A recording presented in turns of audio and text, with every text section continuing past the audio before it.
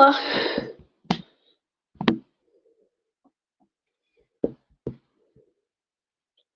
Hoje eu irei gravar para vocês, finalmente, o segundo volume, o capítulo 1.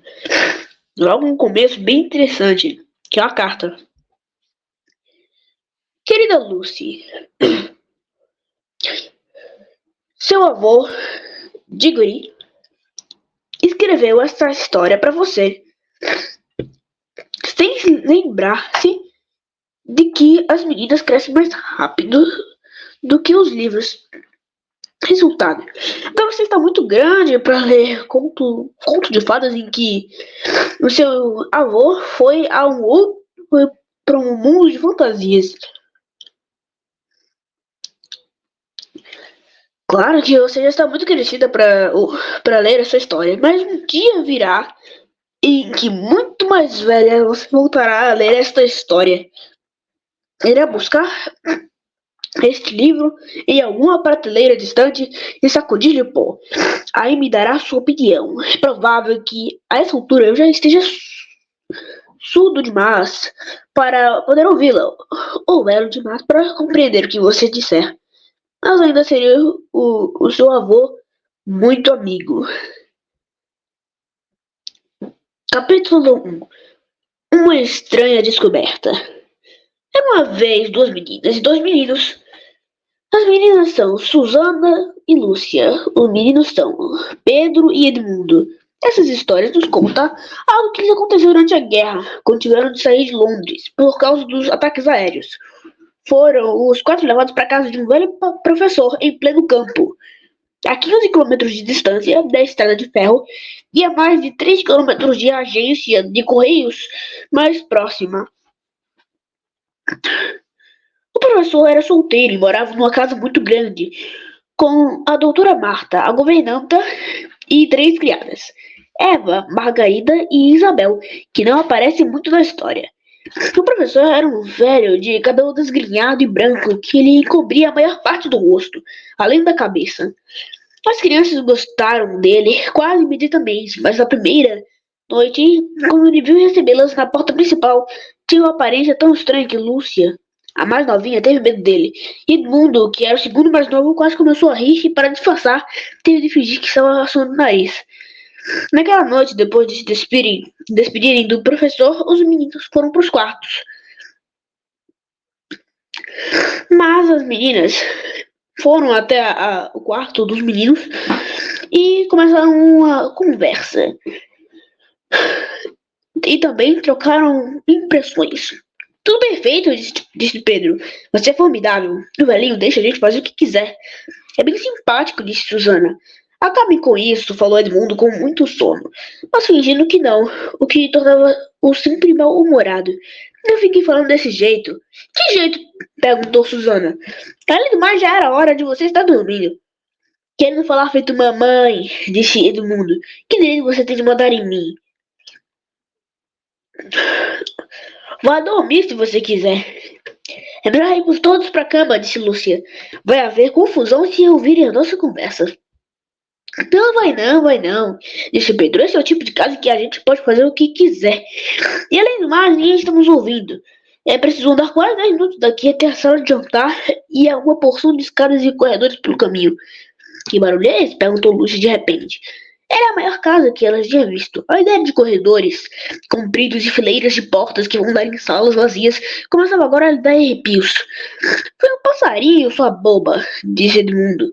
Foi uma coruja, disse Pedro. Esse lugar deve ser uma beleza para passarinhos e agora para a cama.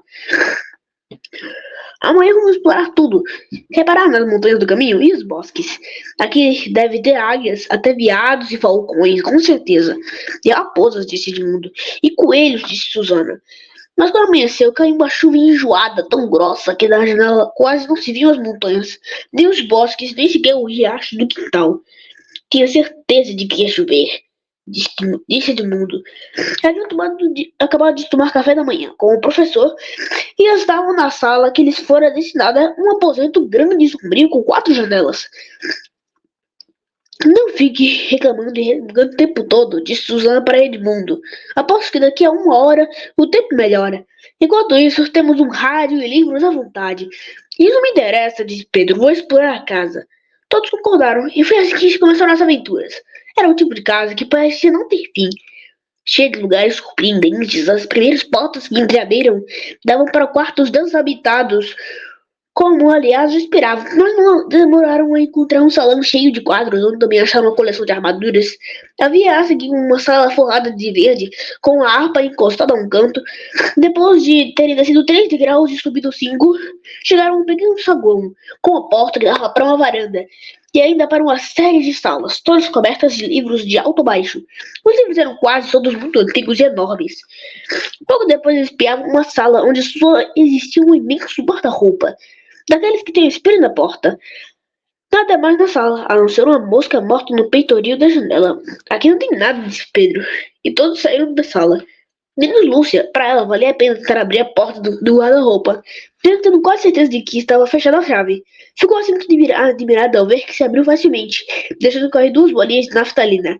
Lá dentro viu pendurados compridos casacos de peles. Lúcia gostava muito mesmo do cheiro e do contato das peles. Pulou para dentro e se meteu entre os casacos, deixando que eles lhe afagassem o rosto. Não fechou a porta, naturalmente. Sabia muito bem que seria uma tolice fechar-se dentro de um guarda-roupa. Foi avançando cada vez mais e descobriu que havia uma segunda fila de casacos pendurados atrás da primeira. Ali já estava meio escuro, e ela estendia os braços para não bater com a cara no fundo do móvel. Deu mais uns passos, esperando sempre tocar no fundo com as pontas dos dedos, mas nada encontrava. Deve ser um guarda-roupa colossal, pensou Lúcia, avançando ainda mais. De repente notou que estava pisando qualquer coisa que se desfazia debaixo dos seus pés. Seriam outras bolinhas de naftalina? Abaixou-se para examinar com as mãos. Em vez de achar o fundo liso e duro do guarda-roupa, encontrou uma coisa macia e fria que se esfarelava dos dedos. É muito estranho, pensou. E deu mais um ou 2 passos e agora ele roçava o rosto e as mãos não eram mais as peles macias, mas algo duro e áspero que a espetava. Ora essa, parece ramos de árvores. Só então viu que havia uma luz em frente, não a 2 palmos do nariz, onde deveria estar o fundo do guarda-roupa, mas lá longe, caía ali em cima uma coisa leve e macia. 1 minuto depois percebeu que estava num bosque, à noite, e que havia neve sob seus pés, enquanto outros flocos tombavam do ar. Sentiu-se um pouco assustada, mas ao mesmo tempo excitada e cheia de curiosidade. Olhando para trás, lá no fundo, por entre os troncos sombrios das árvores, viu ainda a porta aberta do guarda-roupa e também distinguiu a sala vazia de onde havia saído. Naturalmente deixaram a porta aberta, porque bem sabia que é uma estupidez uma pessoa fechasse num guarda-roupa. Lá longe, ainda parecia divisar a luz do dia. Se uma coisa não correr bem, posso perfeitamente voltar. E ela começou a avançar devagar sobre a neve, na direção da luz distante. 10 minutos depois, chegou lá e viu que se tratava de um lampião. O que estaria fazendo um lampião no meio do bosque? Lúcia pensava no que deveria fazer quando ouviu uns pulinhos ligeiros e leves que vinham da sua direção. De repente, a luz do lampião surgiu um tipo muito estranho. Era um pouquinho mais alto do que Lúcia e levava uma sombrinha branca. Da cintura parecia um homem, mas as pernas eram de bode, com pelos pretos e acetinados. E em vez de pés, tinham cascos de bode. Tinha também uma cauda, mas a princípio Polly não notou.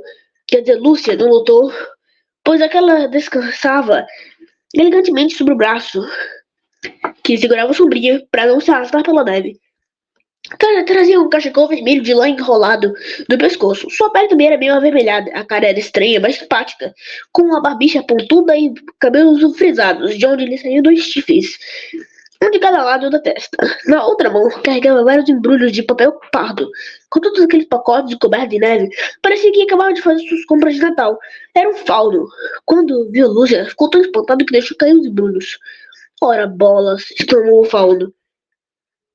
Assim terminamos aqui. Olha, eu estou ficando interessado, pô, tô ficando muito curioso para descobrir como vai ser o resto. E eu tô gostando. Logo desse comecinho aí já é legal. E claro que você sabe, né? Esse guarda-roupa, pra quem não sabe, é a árvore que Diggory plantou do miolo da maçã que deu pra mãe. E sabe que ele enterrou os anéis do tio André ao redor da árvore. Então, esse tal de professor, ele cortou a árvore e com a madeira do miolo da maçã, que estava misturado com os poderes mágicos dos anéis que podem levar a outro mundo e vir, estavam nessa madeira. Então criaram um guarda-roupa. Por isso que ela consegue entrar e sair. Porque tá misturando os anéis verdes, que faz voltar pro mundo anterior, e o anel amarelo, que faz ir para outro mundo. Então ela pode entrar e sair. Muito bem analisada, não tem muita lógica nesse guarda-roupa aí, mas já tá ficando interessante. E já expliquei pra vocês. Então, claro, já que o único lugar que eles podem ir é Nárnia. Porque provavelmente também tem uma coisa estranha que eu não percebi aqui. Eu não entendi. Porque toda vez que Diga ele viajava com o anel amarelo, ele passava entre o bosque entre dois mundos. Mas aí ele foi direto pra Nárnia. Não faz muito sentido. Mas tudo bem. A gente vai descobrir depois, né? Vai dizer alguma coisa ou não. Então vamos acabar aqui o vídeo pra parar de ficar tagarelando, tá? Bom, até mais, né? Também desejo muito, espero muito dos próximos capítulos. Tchau.